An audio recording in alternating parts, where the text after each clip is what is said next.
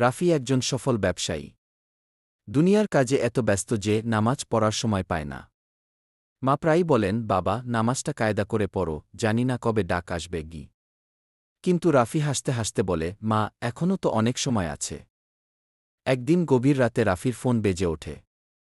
অপরিচিত এক নম্বর থেকে আসা কল সে ধরতেই শোনে, আপনার সময় শেষ, প্রস্তুত হন। রাফির শরীর হিম হয়ে যায়। ভয়ে ও আতঙ্কে সে উঠে বসে। দেয়াল ঘড়িতে রাত ৩টা বাজে। সে দ্রুত উলু করে, অনেকদিন পর ফজরের আজান শোনে এবং মসজিদে গিয়ে নামাজ আদায় করে।